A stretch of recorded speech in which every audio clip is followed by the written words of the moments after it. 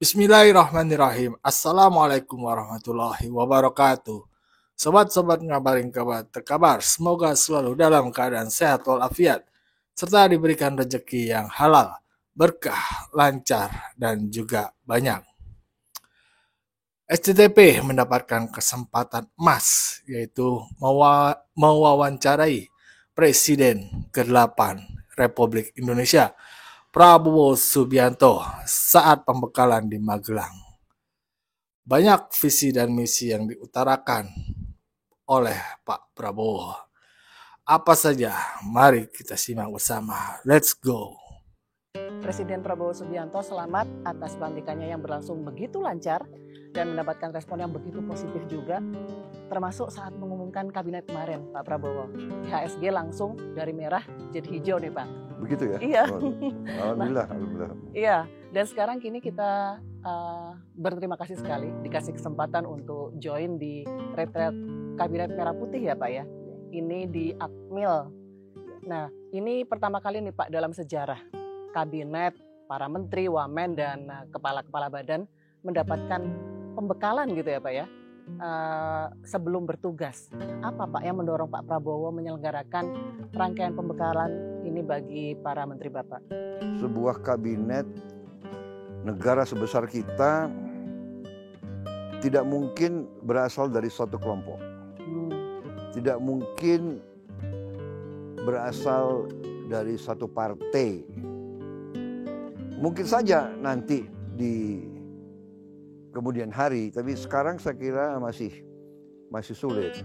Dan saya berpendapat bahwa harus ada kerjasama yang baik di antara tokoh-tokoh elit, tokoh-tokoh politik, dan tokoh-tokoh kemasyarakatan. Dengan demikian, dengan asal yang berbeda-beda, perlu proses saling mengenal. Bonding ya Pak ya? Bonding, ya, team building. Ini sangat dibutuhkan di setiap usaha. Kalau kita mau bentuk tim sepak bola, itu lama proses ya, teamwork. Iya. Sehingga orang kerjanya tuh baik, saling mendukung, saling mengisi. Jadi ini usaha saya juga meraba-raba, saya kan juga baru pertama kali jadi presiden kan. Jadi, tapi semua merasa, saya lihat cerah, saya lihat everybody's happy, gembira, ya, saling, jadi suasana lain gitu. Iya. Dan ini tempatnya juga bersih, jauh dari mana-mana. Udaranya bersih ya Pak. Ya. Kemarin kan waktu diberangkatkan dari Jakarta menuju ke sini Pak, ini Lembah Tidar ya, kan dinaikkan pesawat Hercules. Ada alasan khusus nggak Pak kenapa naik Hercules? Saya kira para menteri, wakil menteri sebagai pejabat negara harus mengenal semua institusi yang ada di pemerintahan kalau bisa, termasuk diantaranya institusi pertahanan. Jadi mereka tahu bahwa alat-alat pertahanan itu sangat efektif, berguna, bermanfaat. Hercules sebagai contoh bisa angkut pasukan, bisa angkut barang, bisa memberi bantuan cepat kalau ada bencana, bisa evakuasi korban. Jadi sangat-sangat bermanfaat. Saya kira bagus, mereka belum pernah kan? Iya, banyak yang belum pernah. Banyak yang belum pernah ya Pak ya. Sampai ada saya yang berdoa kenceng-kenceng. Iya. Pak, kemudian yang banyak jadi pertanyaan juga nih Pak ya. Lokasinya nih Pak, karena di Akademi Militer di Magelang. Ya. Kenapa? Ada pertimbangan khusus juga nggak? Daerah ini daerah penuh sejarah. Jadi daerah ini ratusan tahun terus menjadi ajang perlawanan terhadap penjajah. Sultan Agung lewat sini, di Ponorogo, di sini tempatnya dia bergerilya ya Pak. Bergerilya. Dan ini Bukit Tidar ini ada suatu kepercayaan bagi terutama orang Jawa, bahwa Bukit Tidar ini pakunya Pulau Jawa. Oke, pakunya Pulau Jawa. Jadi Siap. jadi ini ada mitos di sini. Ya tradisi lah, semua banyak yang tradisi kita harus napak tilas atau harus naik ke atas Bukit Tidar waktu kita muda itu. Waktu taruna ya Pak? Iya. Itu berapa kali Pak kalau taruna harus naik Bukit Tidar? Minimal 2 kali. Minimal waktu 2 kali. Pertama masuk dan kalau Terakhir. udah mau ya. Oh, oke. Ya.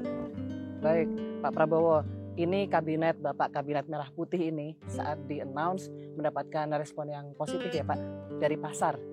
Menurut Bapak, kira-kira apa faktor penentunya Pak? Alhamdulillah kalau pasar menilai baik. Tapi niat saya selalu adalah mencari orang yang tepat pada tempat yang tepat, karena ini adalah akan menjalankan misi-misi yang tidak ringan. Jadi saya butuh suatu tim yang terbaik. Saya kira itu. Karena itukah Bapak kemarin menyampaikan bahwa akan mengevaluasi setiap 6 bulan sekali? Saya kira tidak terpaku waktu ya. Saya tanamkan rasa tanggung jawab. Saya menggugah cinta tanah air. Kalau orang itu cinta tanah air, kalau orang itu sadar dia harus bekerja untuk kepentingan sebaik-baiknya rakyat dan bangsa, saya kira hasilnya akan baik.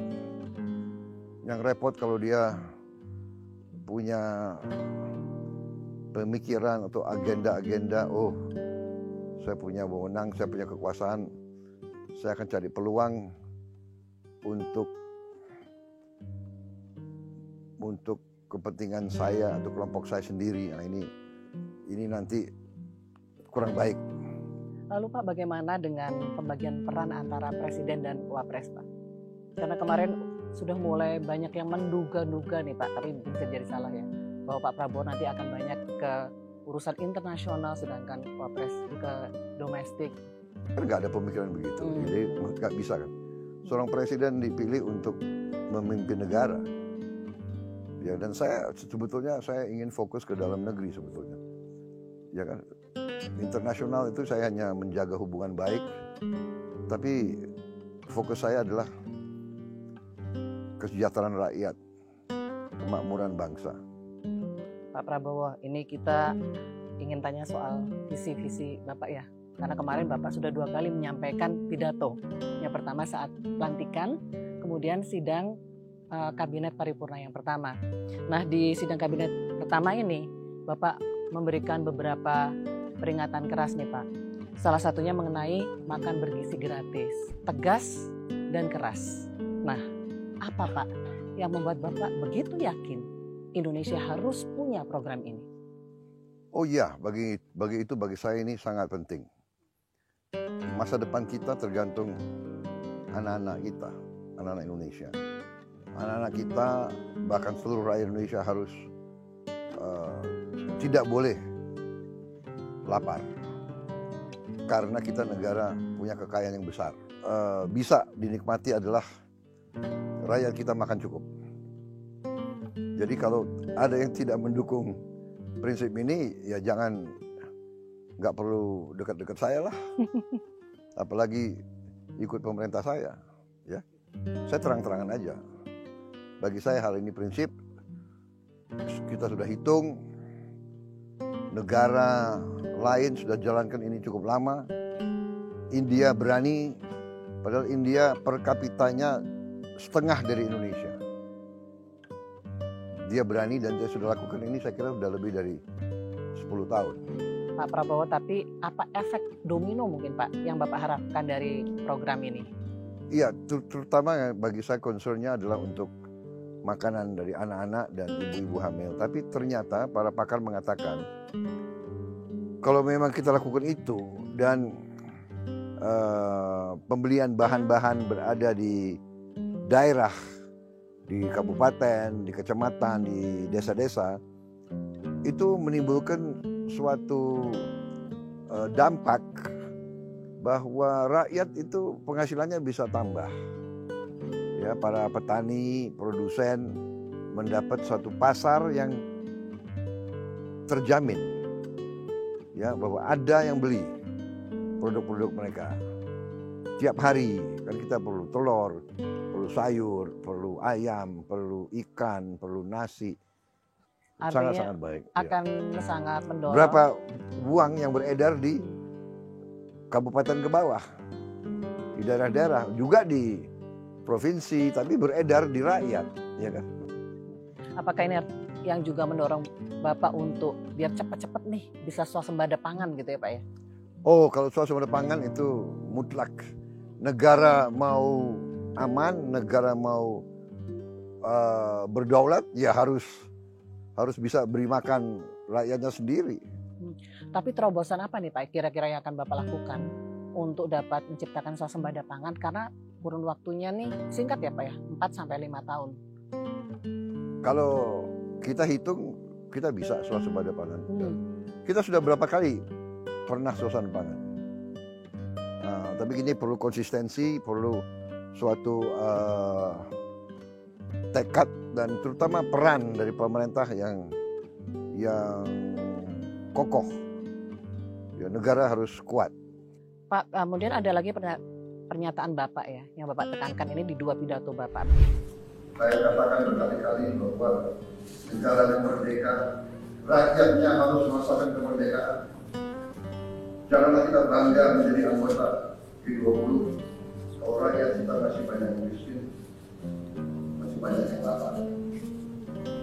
Sebenarnya apa sih Pak kegelisahan atau ketidakpuasan Bapak terkait hal ini? Tidak manusiawi. Kita merdeka sudah sekian puluh tahun, kita tahu kita kaya, masa saudara-saudara kita hidupnya sangat sulit? Ini nggak boleh terjadi. Kita sebagai pemimpin tidak pantas jadi pemimpin. Kalau kita tidak berbuat sesuatu yang bisa secepat-cepatnya memberi hasil kemerdekaan, memberi sebagian daripada kekayaan kita terasa oleh sebesar-besarnya rakyat kita. Kalau masih soal rakyat miskin nih Pak ya, ini kita pasti bisa bicara mengenai subsidi yang masih belum tepat sasaran. Nah, apakah ada rencana nih Pak mengubah subsidi misalnya nih BBM yang kurang tepat sasaran mungkin menjadi yang lebih tepat seperti BLT atau yang lainnya? Ya, ini kita sedang pelajari, kita kaji, kita cari alternatif yang terbaik ya. Kita upaya terus bagaimana lebih tepat sasaran. Sudah banyak kemajuan, tapi kita ingin lebih tepat lagi sasarannya. Jangan sampai subsidi itu justru dinikmati oleh orang-orang kaya. Pak Prabowo, Bapak juga berkali-kali menegaskan soal pemberantasan korupsi. Bapak menegaskan, mengingatkan kepada para menteri untuk jangan korupsi. Tapi permasalahan korupsi ini kan seperti permasalahan abadi ya Pak. Maksudnya bahkan di saat usia KPK sudah mencapai 22 tahun. Strategi apa lagi yang akan Bapak gunakan untuk pemberantasan korupsi ini ke depan? Kita harus menjamin kualitas hidup yang cukup dan yang baik untuk para pengambil keputusan yang penting. Sesudah itu ya kita harus punya sistem pengawasan yang ketat dan kembali tekad untuk menegakkan hukum dengan tegas. Tapi menurut saya yang lebih parah adalah keserakahan. Serakah, nafsu yang sangat besar untuk mengeruk kekayaan yang sebesar-besarnya agar dia bisa berkuasa panjang, kira-kira gitu. Tapi yang terutama adalah kita harus cari sistem yang benar, ya. Tapi sekarang dengan digitalisasi, dengan komputerisasi, dengan AI, ya, artificial intelligence, ini saya kira banyak yang bisa dikerjakan untuk mengurangi korupsi. Pak Prabowo, sekarang kita ke politik luar negeri. Bapak kemarin menekankan bebas aktif good neighbor, berprinsip dan anti penindasan dan penjajahan gitu ya. Seperti apa Pak elaborasinya? Apakah kemarin keikutsertaan Indonesia di BRICS menjadi salah satunya? Dan BRICS kita lihat ekonomi-ekonomi besar, India, Brazil, Tiongkok, Afrika Selatan sudah di situ, dan negara-negara tetangga kita banyak yang sudah ke situ ya. Thailand, Malaysia nyatakan minat, Emirat Arab, Mesir. Jadi kita ambil keputusan atau kita melihat bahwa saya kira Indonesia perlu juga punya kehadiran di tempat itu ya, supaya kita baik di semua tempat lah. Indonesia ini kan tidak boleh ikut blok-blokan, tapi kita mau berada di mana-mana. Oke. Lalu terkait dengan Palestina, hal konkret apa Pak yang bisa Indonesia kontribusikan ke depan? Ya, kita selalu berusaha untuk mediasi, kita berusaha untuk yakinkan semua pihak.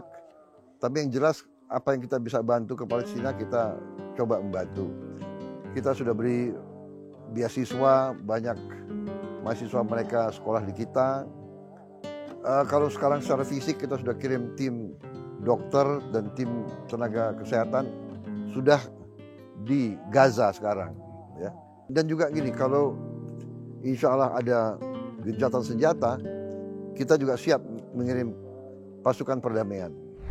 Pak, ini sekarang saya mau nanya ini karena banyak pihak kemarin yang jadi viral nih, karena Bapak menggunakan Maung Garuda, kendaraan buatan Indonesia. Kedepannya nih Pak Prabowo, apakah Maung Garuda ini akan digunakan sebagai kendaraan resmi kenegaraan? Ya, saya inginnya seperti itu. Kehormatan bangsa, kebanggaan, sebaiknya kita bisa pakai produk kita sendiri.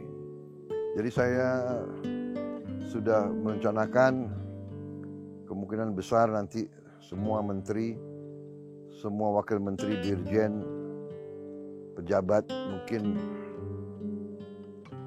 tingkat gubernur, bupati, wali kota, sebaiknya menggunakan kendaraan buatan bangsa Indonesia sendiri. Terutama TNI Polri ya, saya kira. Itu cita-cita saya dari kecil, alhamdulillah tercapai pada saat saya Menteri Pertahanan dan sekarang Presiden. Pak, tapi kalau kita perhatikan mobil Pak Prabowo putih terus ya Pak warnanya. Kenapa Pak? Ya saya suka aja. Suka warna putih? Ya. Saya suka aja warnanya cerah gitu. Ya. Pak Prabowo, Presiden RI ke-8 ini diperoleh setelah 4 kali gagal dalam Pilpres ya. Tapi Bapak terus mencoba lagi. Apa sih Pak? Atau siapa yang menyebabkan Bapak terus mencoba lagi? Saya kira karena cinta tanah air satu. Saya tidak rela Indonesia diinjak-injak oleh bangsa manapun. Saya tidak suka kekayaan Indonesia dirampok. Saya ingin berbuat yang terbaik untuk bangsa dan rakyat saya. Ini kan diperoleh dengan perjuangan panjang dan jalan yang berliku-liku gitu ya Pak ya. Menggambarkan perjalanan Bapak selama ini. Ada nggak Pak lagu atau pepatah yang paling tepat? Ada banyak lagu yang berkesan, tapi saya suka lagu One Moment in Time ya. One Moment in Time. Okay. Ada versi Indonesianya itu saya suka juga. Versi Indonesianya yang gimana Pak? Kalau nggak salah apa, berilah saya satu kesempatan. Oh ya? Oh, nyanyi dikit dong Pak, saya nggak tahu yang versi Indonesia. Ya, sobat-sobat, tadi begitulah yang ditanyakan wartawan kepada Pak Prabowo tentang apa visi dan misinya, terutama yang paling penting buat beliau adalah makan gratis dan jangan sampai sumber daya alam kita dirampok oleh negara lain. Luar biasa, apalagi beliau tegas. Kalau nggak ada yang setuju atau sejalan dengan program yang saya canangkan, silakan keluar. Untuk apa di dalam? Jangan dekat-dekat saya. Mantap Pak. Wassalamualaikum warahmatullahi wabarakatuh.